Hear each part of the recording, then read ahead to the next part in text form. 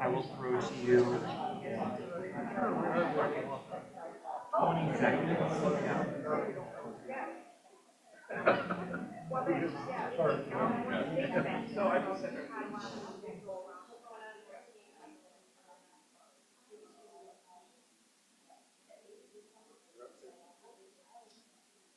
Good afternoon, and thank you all for coming today.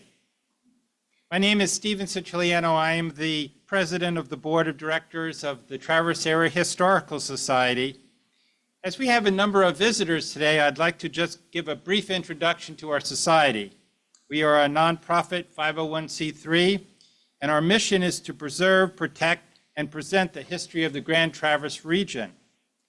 Activities include programs such as this today, historical tours, archive support, scholarship support for our middle school and high school students that study history, and support of local initiatives to preserve our local history.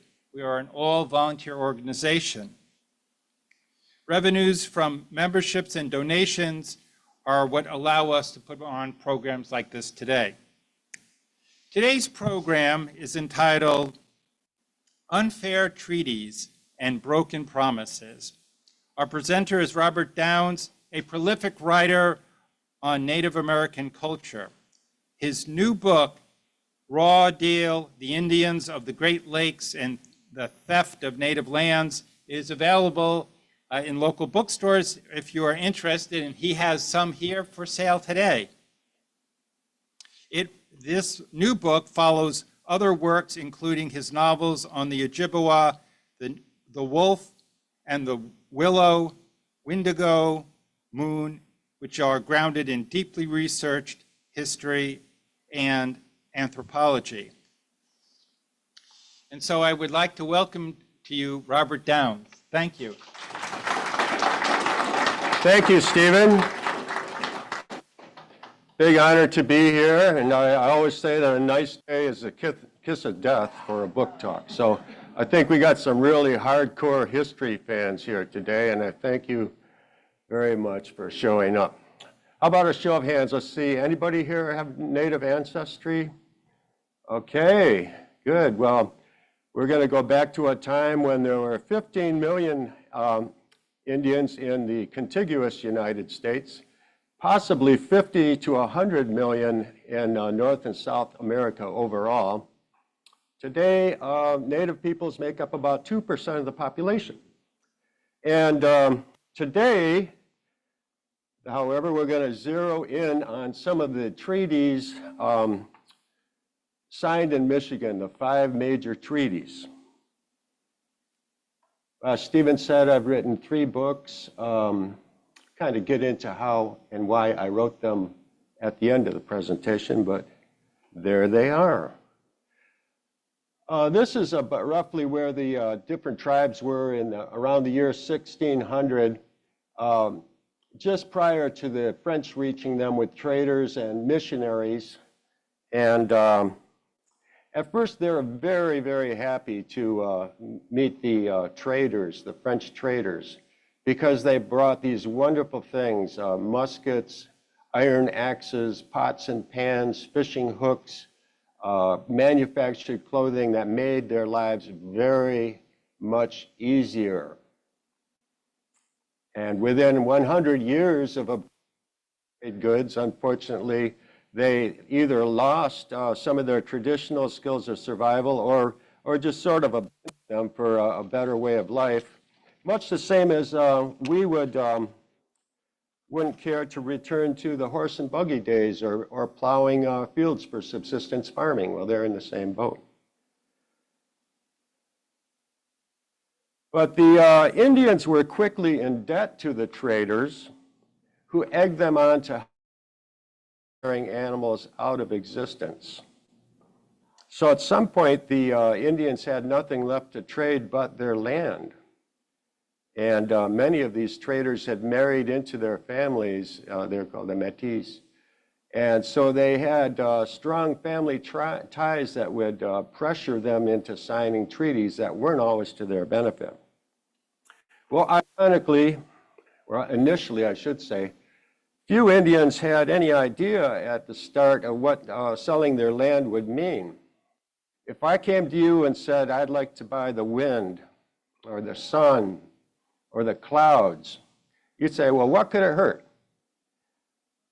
Well, for the Indians, the land was a commons shared by all.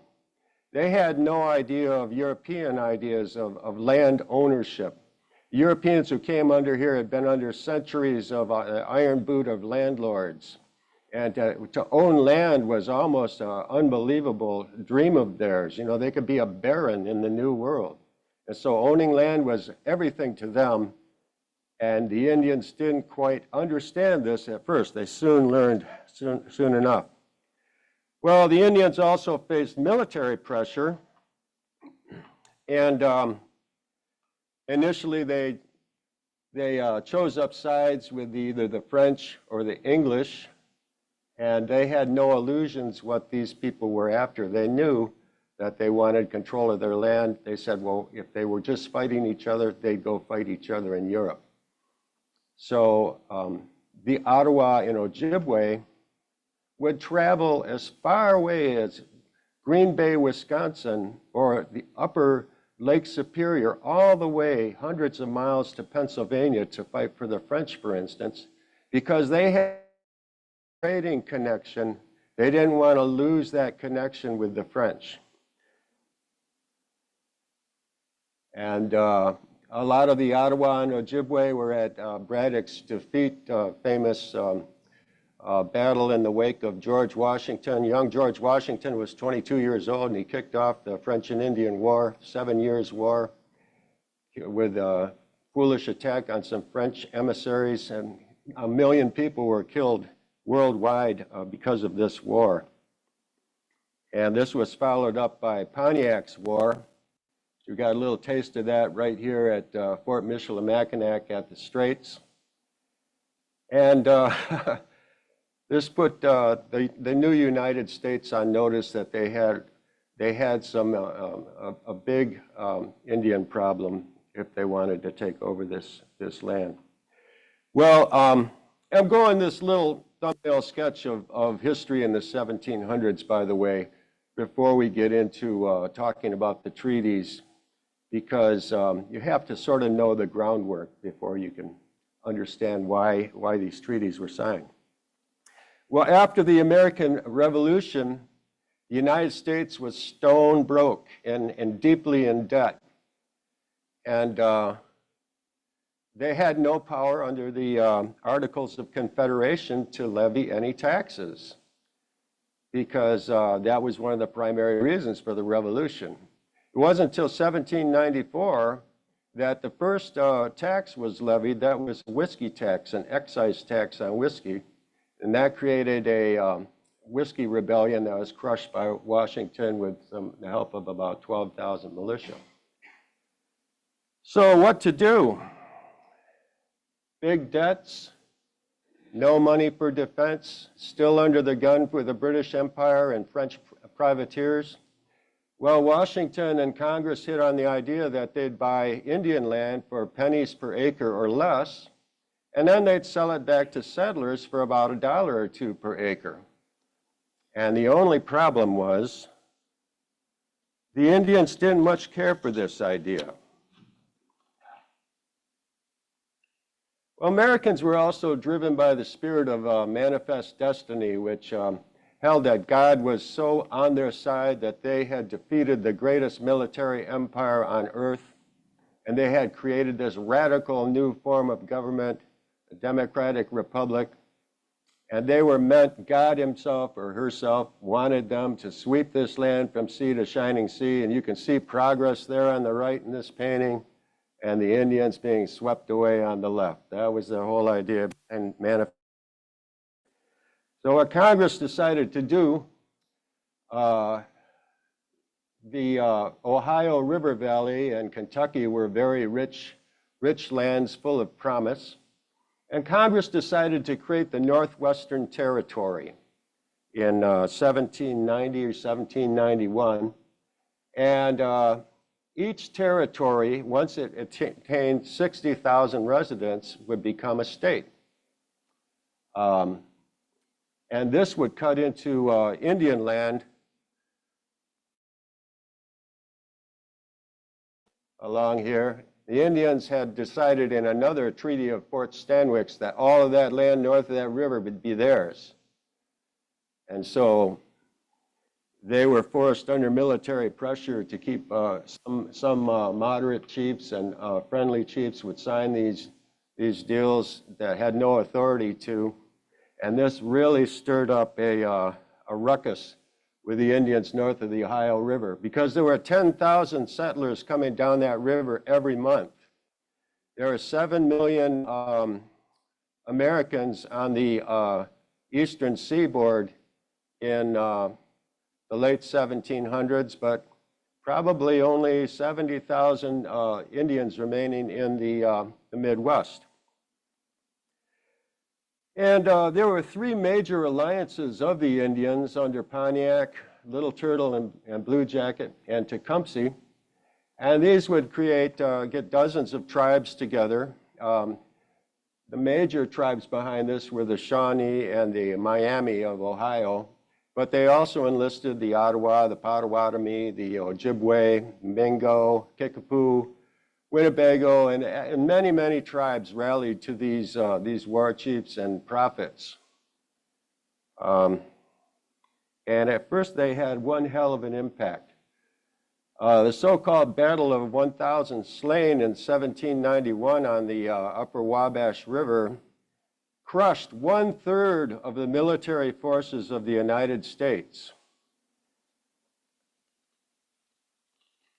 Now imagine, proportionally, imagine today that 1/3 of the Navy, the Air Force, the Army, and the Marines were wiped out. Well, that was the situation in 1791, because back then, our new nation didn't want to have a standing army. We wanted to rely on militias, civilian militias. And these were mostly known for turning tail and running when the chips were down. They weren't really skilled soldiers. Everyone in the original colonies had to serve 1 year in the militia between the ages of 16 to 60. But they had, might have their fowling piece and poorly armed, very poorly trained, and they could elect their own leaders. And if they didn't feel like fighting, they could walk away from battle. So initially, the Indians of the Ohio country won many battles, and this was one of the most notable under Arthur St. Clair. You can see him explaining how all his guys took off on him.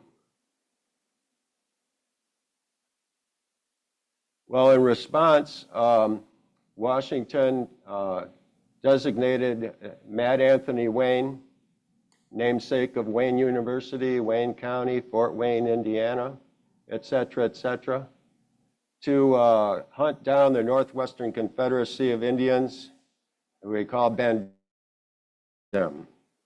And what Wayne did was he built a series of forts all the way up from the Ohio River, taking a very meticulous care over a 2-year period. And the Indians called him the Black Snake, because he was a black snake that never slept. He was always watchful. They sprung attacks on him. They never could get past him. And then at the Battle of Fallen Timbers, Indian hopes were a battlefield to go to near Maumee, Ohio. And I made it a point in all of my books to visit every place I've been, be it Morocco or the Sinai Desert or Fallen Timbers. So I urge you to go to some of these places around the Midwest, because there's many that they're not in popular history like the Sioux or the Cheyenne, but they're definitely worth visiting too. So inch by inch, North America was carved up with treaties. This is a depiction of the Treaty of Greenville. And the treaties rarely lived up to their promises, because the Indians were always left prey to traders, whiskey, and state, federal, and local governments who all saw them as easy targets. Well, treaty councils, oh, where'd I go? Okay, the Indians rallied again under Tecumseh in the War of 1812, but since the British allies lost the war, once again Indian hopes were dashed. Here I get to the treaty councils. These were solemn affairs. They were generally conducted under a big tree or a bower erected overhead. And these could go on for weeks at a time because the Indians had a consensus government. They would pay close attention to their hair. They'd wear their best clothing. And they're very keen on the spoken word. They didn't have, you know, a written language per se. But this would drive white negotiators crazy because they wanted one chief or one president to speak for everybody, who'd get up and speak for hours, and then another fellow would speak for hours, and these would go on for weeks. So finally, they'd get around, they'd cherry pick some guy to be the chieftain. Chief Oshkosh of the Menominee was a good example of that. He was picked out because he was a strong leader, and he could speak for everyone. Some of these chieftains who signed these meetings were assassinated by their own people because they had no right to do that. Oh, the Indians would use belts of wampum traditionally as tokens of, you know, peace treaties, warfare, alliances, trade. And again, they relied very closely on the spoken word and had keen memories of exactly what had been said in a council. And, you know, they could ask other chieftains or headmen, was that what was said? Yep, that's what was said. They would sometimes sign their treaty. This is from the back cover of my book. This is the Treaty of 1807 with the Treaty of Detroit. You can see those are the Klan signs on the right that they signed the treaty with. This was a scroll sent to President Franklin Pierce in 1850 saying that the tribes of the Ojibwe were of Upper Peninsula and Wisconsin were united against being removed west of the Mississippi.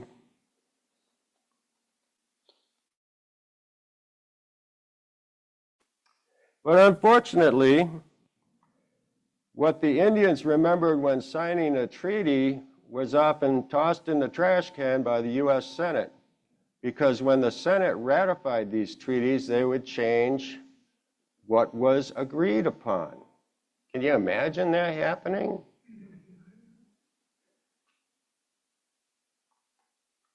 So what the Indians almost always ended up with was a bait and switch.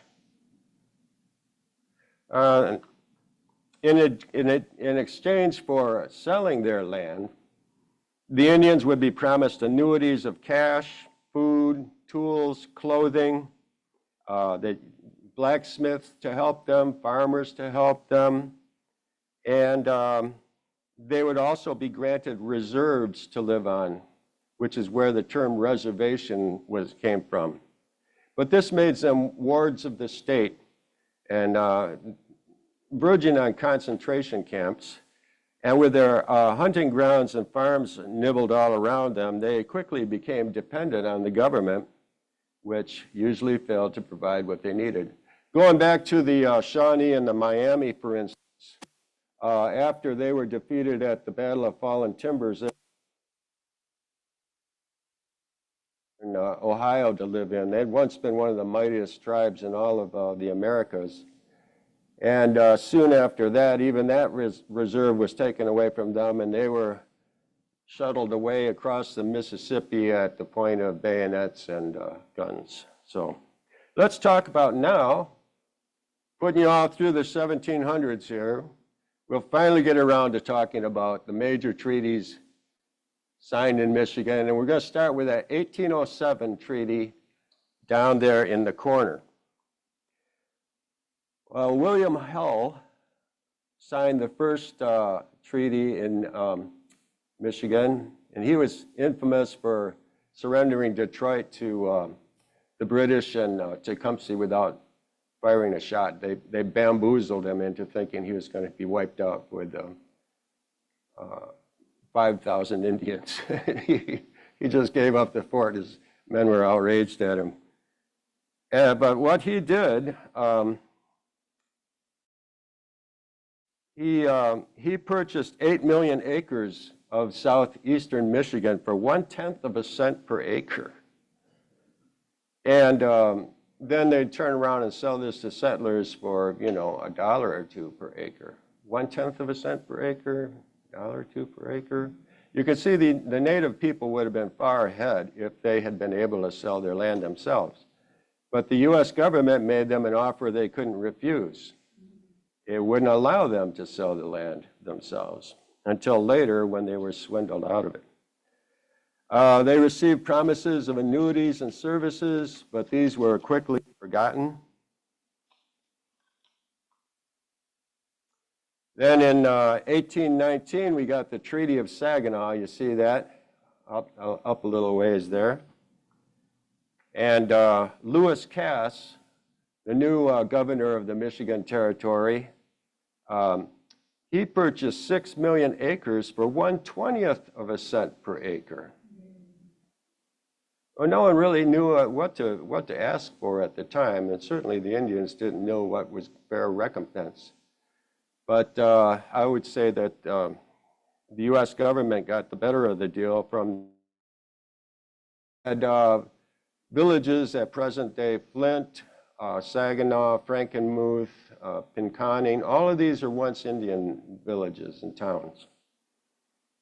Well, in addition to what they received, the Ojibwe were promised $1,000 per year thereafter with goods and services.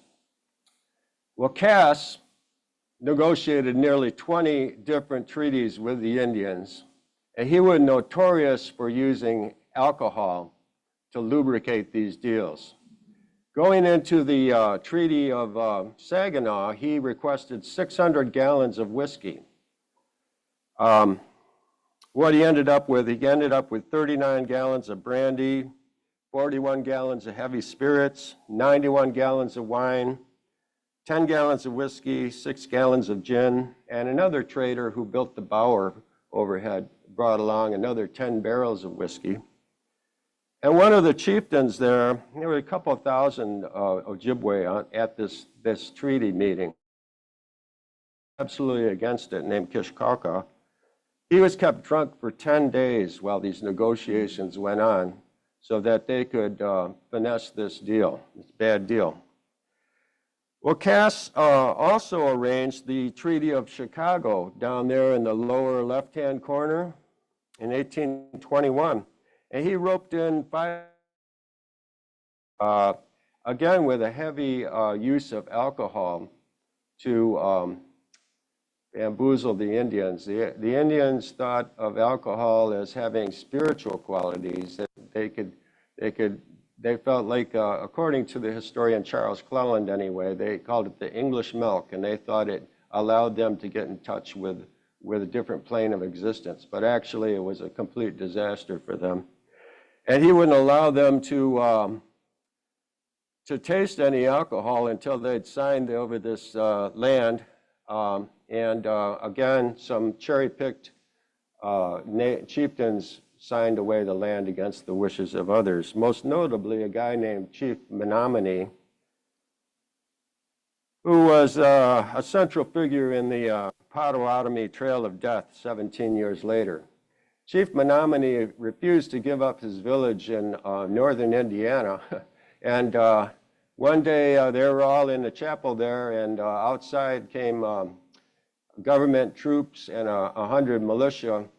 They threw Menominee and 2 other chieftains in an iron cage, and they rounded up 800 Potawatomi people and forced them to march 600 miles through Illinois to what was called Indian country beyond the Mississippi and Missouri rivers. And hundreds of people died in this march, and it's one of only 3 trails of death for the Potawatomi. these people were held in detention camps in Kalamazoo and Battle Creek, stripped of all their possessions. Sometimes, on one occasion, they were forced to leave their ponies and their possessions on one side of the river, and they were all stolen by the troops that were shepherding them. Well, Henry oversaw the most notorious of the treaties, which was the Treaty of 1836.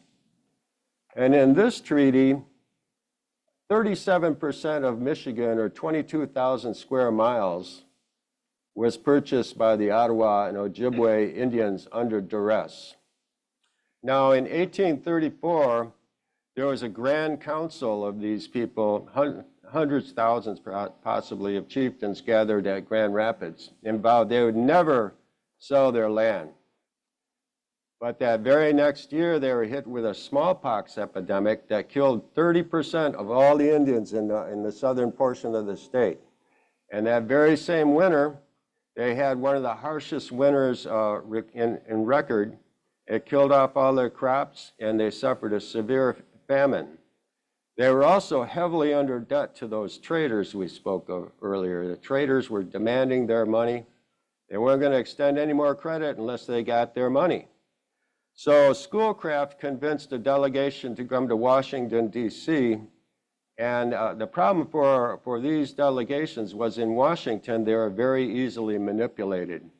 And so although these young chieftains didn't really have the authority to speak for all of the Indians of Michigan, they signed this treaty and were promised these reserves further north, especially a big one near Manistee River.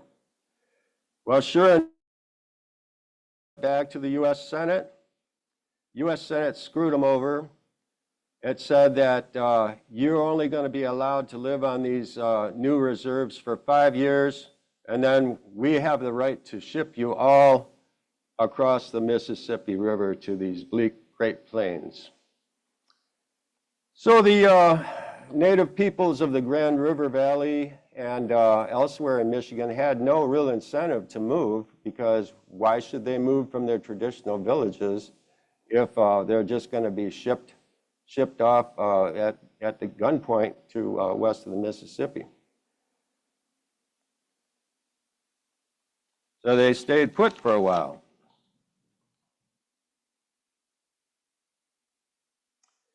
This is a drawing created in 1850 in the Upper Peninsula, and it shows us that at this time, many native peoples were still living in traditional fashion in wigwams. Some had log cabins and such, but they liked to live in villages in a sort of a communal spirit. You know, we're all together.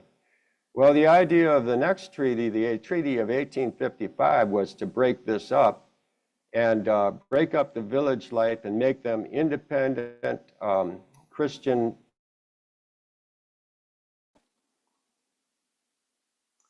So what they did in the Treaty of 1855 was they created the allotment system. The Grand Traverse Band here in the area was granted 87,000 acres of Leelanau County and a little chunk of Antrim County. And each landowner was supposed to pick out his acreage and become an independent farmer. Everyone thought this was going to be a good deal at first, but unfortunately, oh, this is the one up in Little Traverse Bay, by the way. But unfortunately, as soon as the native peoples gained plats from the U.S. president for their land, they're a fair game for unscrupulous merchants and timbermen who could sucker them into selling their land for next to nothing. Sometimes the storekeeper and take their plat to their land as security, and then call in the loan when he knew that the landowner didn't have any money. Sometimes a businessman would get a native landowner drunk, give him a loan and then call that in when he knew that he wouldn't have the money. Sometimes sewing machines and parlor organs were status goods at this time, signs of the dominant white culture, something everyone wanted to own. So they'd sell a native person a sewing machine, and then with their land as security, and then call in the loan, poof. As was also the case in Little Traverse area. This was the native home of the Ottawa in the late 1700s, Waganashagi. They doubled the taxes on Indian farmers here and in the Upper Peninsula. So a white farmer, they pay twice as much taxes as the white farmers. And this was an attempt by local government to drive native peoples off their land. So back to here, by 1892, the Grand Traverse Band had only 700 acres left of their land, 86,000 acres gone. And that's a problem that continues to this day.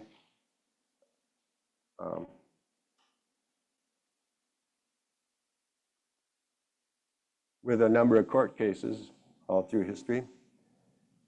Well, I'm going to wrap this up with the Chippewa Trail of Tears, which is also called the Wisconsin Death March. In 1850, the officials of the brand new Minnesota Territory wanted to get their hands on the Indians' annuity money. And, the money being spent on schools, they wanted the Indians to spend their money in Minnesota rather than in. So what they did, first of all, they got President Franklin Pierce, to order them to move west of the Mississippi. And the Ojibwe said, no, we're not going to do that. But one way they figured they'd force this on them was to move the treaty payment from Madeline Island to Big Sandy Lake. Doesn't look far, right? It's 150 miles. But native peoples had to travel by canoe with long portages in between. So this could be up to 400-mile traveling to get to Big Sandy Lake. And government officials also conspired to give the treaty payments at the end of October when winter was setting in. Well, the Indians set out thinking they were going to get their money and their goods and return home quickly. So they were lightly dressed. Weeks and then months dragged on with no money, no food, no warm clothing. And 4,000 Indians or 5,000 were stuck at Sandy Lake, and the rivers were frozen over. There's no way to get home. So the resulting death march, or Chippewa Trail of Tears, ended up with 400 dead. Well, 2 years later, the Ojibwe were on the verge of rebellion.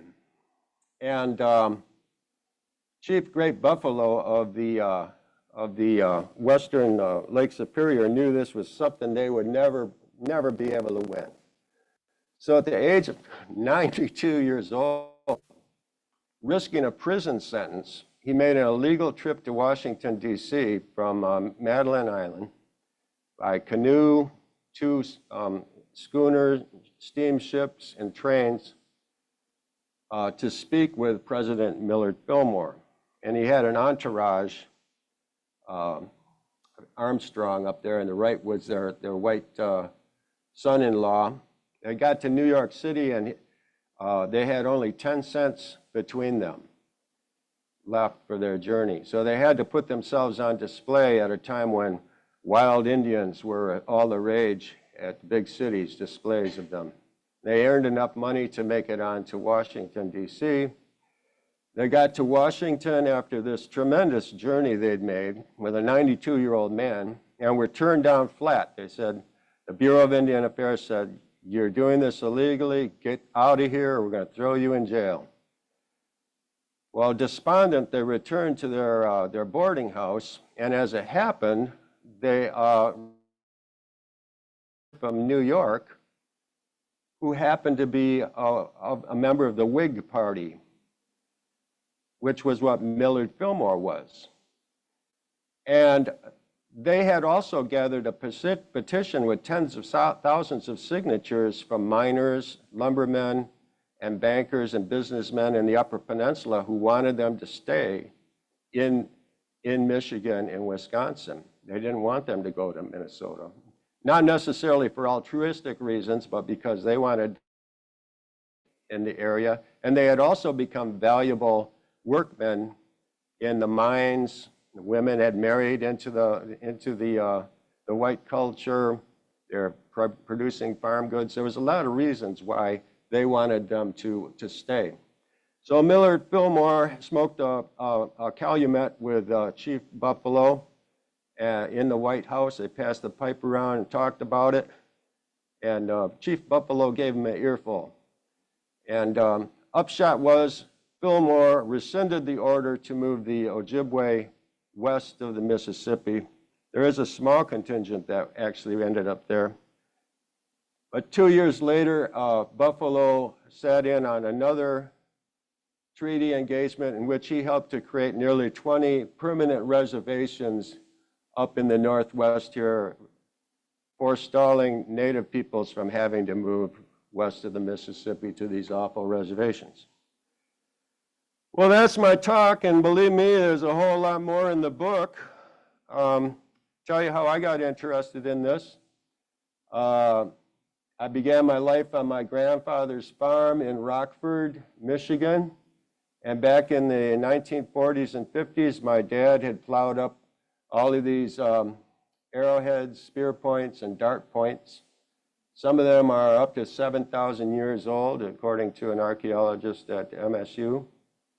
So I thought, you know, if these all showed up in only 100 acres, there must have been a hell of a lot more Indians out there than were ever taught, because we really weren't taught anything about the Indians, and hardly at all in elementary school or any time. You know, we heard nothing at all about people who had lived here 13,000 years, much less about these horrible treaties they were subjected to. So I grew up with an interest in Native peoples, read all kinds of books about them, and wrote a couple of novels.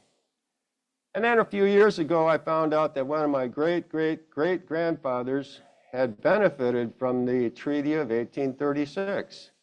He had acquired a sizable amount of land, Ottawa land in the wake of this treaty, and he also lent money to new settlers to take over this land. And it kind of bugged me, and I thought, that's too tough of a book to write. But eventually, the muse moved me, and I spent about 3 years on this.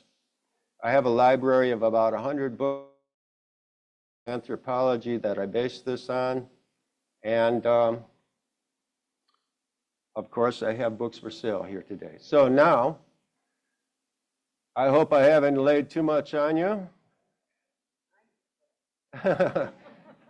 Any questions? Yes, sir.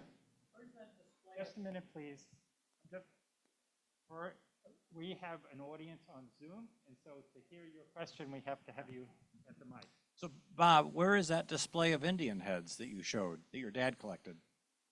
You know, it's funny because a lot of these are actually dart points. What we think of as arrowheads are actually, the bow and arrow wasn't really introduced in North until 500 AD, I believe, or 500 years ago, one or the other. A lot of these were just, were thrown with an atlatl, which is a spear chucker. Well, this is, I'm presently in possession of this, but I have instructions to give it to the Rockford Museum. Mm-hmm. Yes, sir. I got a chance to read Bob's book, an advanced copy, and I have to tell you, it's a great book. Ton of information, but very readable at the same time. But I was wondering, of all the treaties, does anybody know How many, are there a few that are still legally enforceable, or many of them, or all of them, none of them? Signed with the U.S. government between 1791 and about 1880. And after that, they decided that they would no longer have treaties, they would have legislation through Congress. So a lot of these tribes had to apply for government recognition, and a lot of them were only recognized in the 1990s. You know, this went back to what was called the Indian Reorganization Act under Franklin Roosevelt in the 1930s. He started allowing them to get back to celebrating their traditional ways, but he also required them to create their tribal governments and earn recognition from the federal government. My question is, did you work at all with the Indians in the tribes that have been mentioned, or has there been any reception or? Yes, I reached out to tribal members at Little Traverse Band, Grand Traverse Band, and the Potawatomi because that was what I mostly wanted to. And you know, I probably went a little overboard because I went back all the way into the Ice Age 13,000 years ago, and then through the native prehistoric civilizations, which were just, if you saw my pre-show, there were epic prehistoric civilizations here that were just shattered during what's called the lost century of the 1500s by the conquistadors and the spread of diseases, which the Indians had no defense against.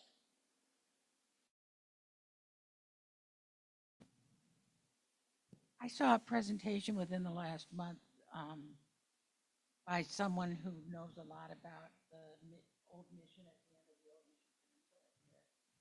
And he was hazarding, and I don't know where he got the information, that the smallpox was deliberately inflicted. In some cases it was, but not just on the Indians.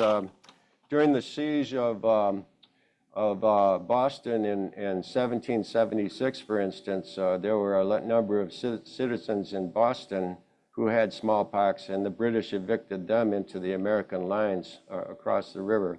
Now, after that, a General Amherst, during Pontiac's War, he directed some troops to spread smallpox blankets to the native peoples.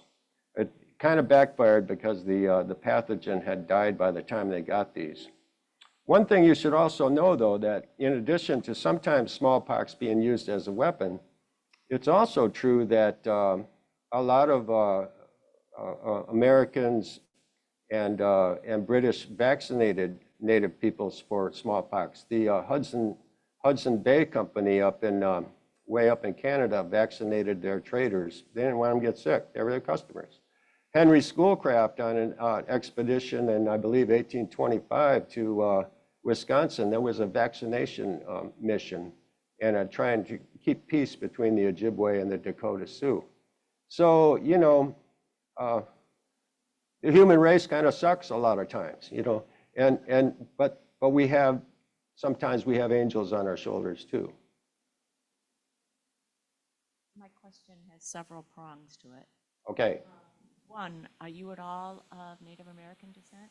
Maybe in my past life, but I'm just an interested bystander now. My wife is thought to be part from the southeastern Indian tradition.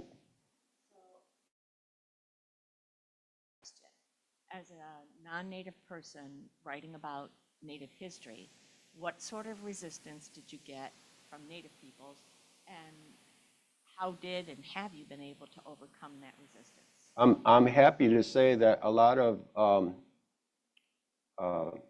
Ojibwe and Ottawa readers have read my books and enjoyed them. In fact, I'm speaking to a Potawatomi group on Wednesday who all read Windigo Moon. I'm really looking forward to talking to them. You know, there's cultural appropriation, but there's also cultural appreciation. I'm thinking of a Japanese man who won the Nobel Prize a few years ago for writing a book called The Buried Giant about the Celts of England. And I think it didn't bother me that he made my ancestors out to be a bunch of numbskulls, because I thought they were. And I thought, you know, a Japanese guy wants to write about that, good on him. And I'm very happy that at least a number of Anishinaabeg people have enjoyed reading my books.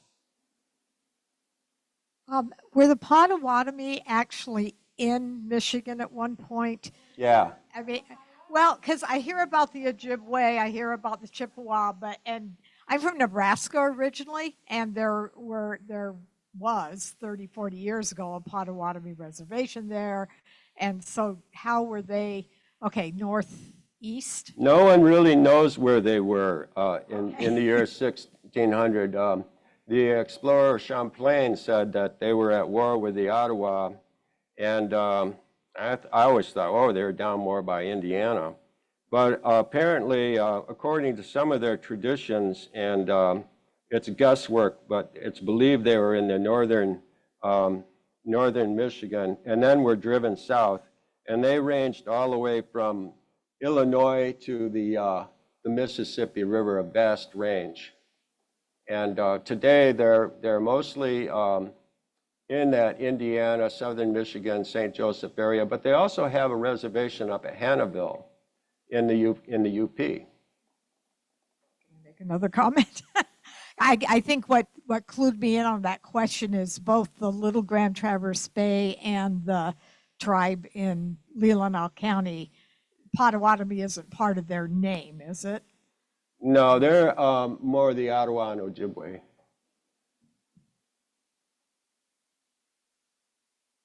Any other questions? I guess I'm just wondering if we're ever going to get to the point where we rename things that have been, I'm thinking like Wayne State University or Schoolcraft, Michigan. You know, if we'll ever view these, I don't know, Yeah, that's an interesting question, because we've done a steamroller on the Confederacy, but no one said, hey, what about, you know, Matt Anthony Wayne's search and destroy mission, where he just burned crops and slaughtered villages, and, you know, he's a big hero. John Wayne named himself after Matt Anthony Wayne because he was synonymous with a big tough guy back when. Got another one here. As a pigtail to the question she asked, when are things going to get renamed back to that were desecrated by the settlers? Anything that was held in esteem or reverence got the name Devil's Lake, Devil's Point, Devil's Chair. And there was a lot of desecration of very highly esteemed spiritual land, and the white guys literally demonized it all and called it devils. So when is that going to happen? Well, not only that, but Schoolcraft made up a lot of fake Indian names. Leelanau is not a native name. It's something he made up. It made, half the counties in northern Michigan were made up with, Schoolcraft would take a mashup of Latin and Arabic and fake Indian stuff and make up these, you know, these county names. So, you know, how are you going to unravel that knot? I just wanted to ask you about whether you read Red Earth, White Lies by Vine Deloria, because you mentioned in the book about using carbon dating and stuff, and I think he challenged that in a big way. So Is that? I haven't read that book. That's interesting. I highly recommend it. Yeah. Yeah. And also wanted to mention to people who are interested in these type of thinking about like reparations and stuff. There's a land back movement going on. I don't know who to contact on that, but you might look it up, find something about it. So Yeah, the Little Traverse Band took their case all the way to the Supreme Court not to get their land back so much as to exercise sovereignty over services and to clear up some mix-ups over who's doing law enforcement, education, and all that. And that was denied by the Supreme Court. They denied even hearing it. I'm not talking about that formal side of things. This is the idea of people who have land on the res in various places or whatever and want to give back. They can give their land when they pass on. Nice.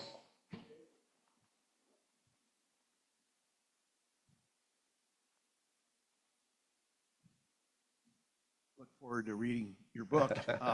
How did you come up with the title? It sounds like something out of your noir spoof, Sandy Bottom. Well, this is a bridge west of Sault Ste. Marie, Canada. It's a railroad bridge. And it's heavily populated by the Ojibwe people. And I was trying to ride my bike around Lake Huron and found out that it's pretty dangerous riding on Highway 17, so I turned around. But I saw this bridge, and I took a picture of it, and 10 years later, I thought, that'd make a great cover for my book. And I just felt like, tell it like it is. It was a raw deal what they got, and top to bottom. And the little talk here doesn't really cover all the stuff that's in the book that went wrong. So a lot of times I thought, man, maybe give it a little more of a namby-pamby, typical historian type title, like, I don't know. And I just thought, no, I'm going to call it Raw Deal. I have a question about names again. I had heard, and I don't know if this is true or not, but and Chippewa are basically the same thing. Is that true? Corruptions of the same thing. Ojibwe, or Chippewa, Ojibwa. Now, historically, no one really knows what Ojibwe means, or if they actually called themselves that. Some think it meant to pucker up because they wore puckered moccasins. Chances are they called themselves an Anishinabek or Anishinabeg, which means the people. Every primitive people on earth has always referred to themselves as the people, and the people over in the next hill are the enemy. And you can get this from the Inuit all the way up in the Arctic to the people in Borneo. They all have some version of "we are the people." Israel, we are the chosen people. So today, those three tribes and related tribes such as the Nipissing and the Masagas are all part of the Anishinaabe. And that's the largest, proportionally, when you add in the Métis, who are the relatives, that's the largest native population in North America.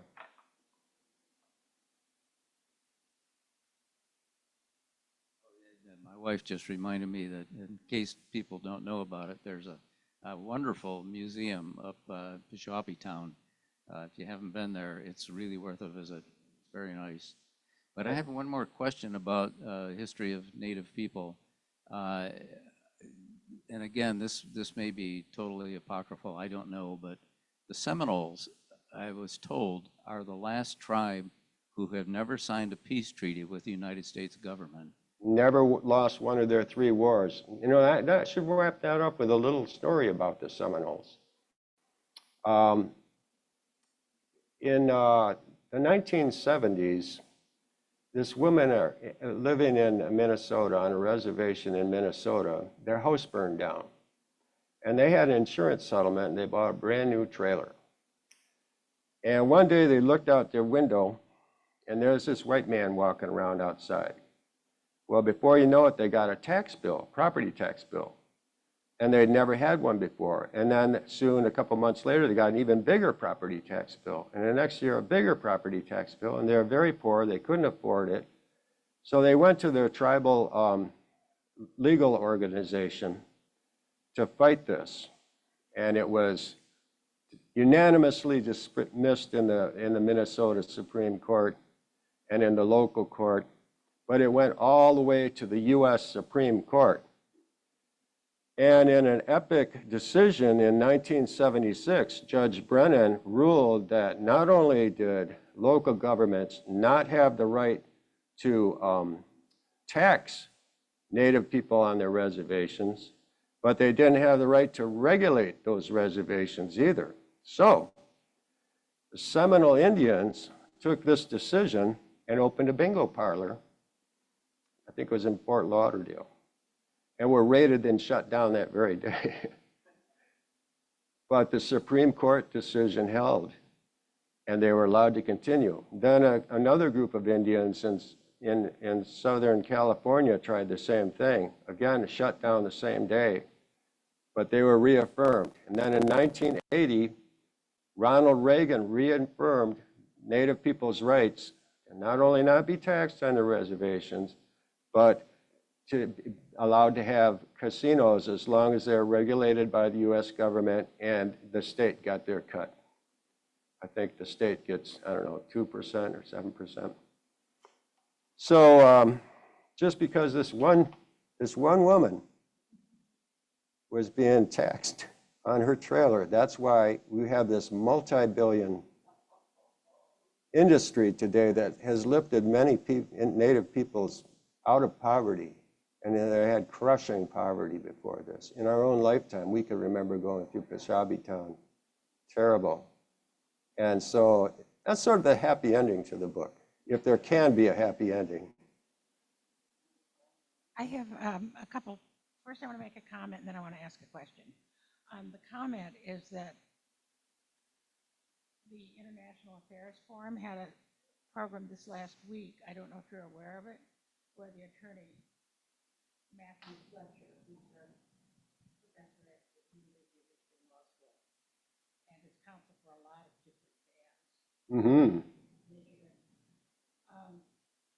talking about the idea of sovereignty. And the point being that if there is to be a suit in the Court of Claims for reparations, it requires an act of Congress because these treaties were executed by the State Department of the United States as if they were dealing with a foreign. The War Department initially. Yeah. Yeah. So. And they were sovereign nations right up through the 1880s, and then Congress did the switcheroo on them and required them to become federally recognized entities. So their sovereignty, he would know obviously a heck of a lot more than I would. But. Well, it was really an interesting concept. And the other concept about that is that if there, in fact, sovereign nations are kept in, then the International Affairs Forum at Northwestern Michigan College here, then it behooves them to include Native American talks along with their other talks on international relations with other countries. That's great. I thought that was cool. Very nice. My question is, what do you know in the Kalamazoo District Court in like 2007, there was a case about the native fishing rights. What, do you know anything about that? Can you tell us what? Well, you know, I forgot to mention one thing at the beginning of my talk. The more you know about the Indians, the more you realize you don't know very much about them. So even my own research with more than 100 books and several hundred other references, I have 17 pages of footnotes in small type. But even then, I realized I don't really know, the mindset of a Native person living now even, or 100 years ago, or 500 years ago, because I haven't walked in their shoes, So I certainly wouldn't know anything about that case, but Okay, so you don't know about no. it. Yeah, I mean, I would just like to know more about it. Mm-hmm. It really directly affected the people.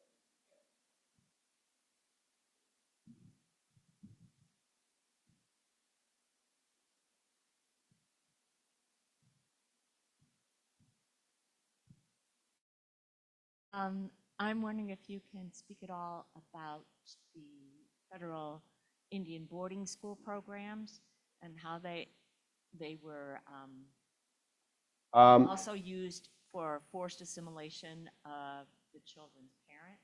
Yeah, I didn't want to go into that, down that road in my book because there's so many really good books about that.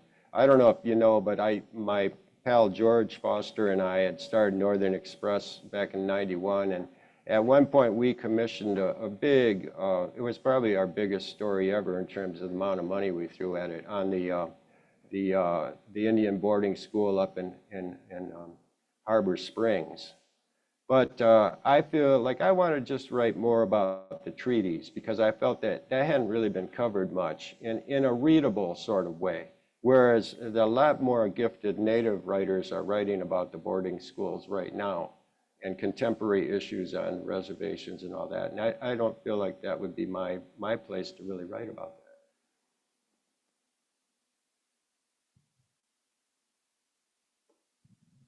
I'm a member of the Prairie Band Potawatomi Nation in Kansas. They were forced there, that's why they're there. Right. But yes, we were, as that map states, along with the other 3 tribes. But if you want to know about current Native American politics and issues, you can read Native News Online. It's a national paper, and they have it's an e-paper. Yes. And they have a big reporting going on the residential schools, pages and pages of history and what is happening right now with those records, and they're uncovering more and more things that happen to the young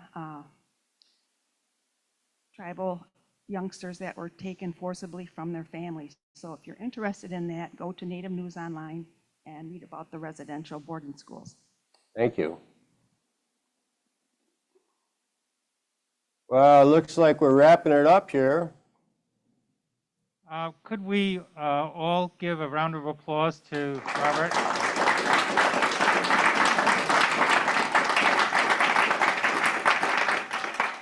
And if you are interested in joining the Historical Society, we do have applications in the back. There are some light refreshments for you to enjoy and to have community. And thank you all again very much for coming. And there are books here for you to talk to the author. Thank you.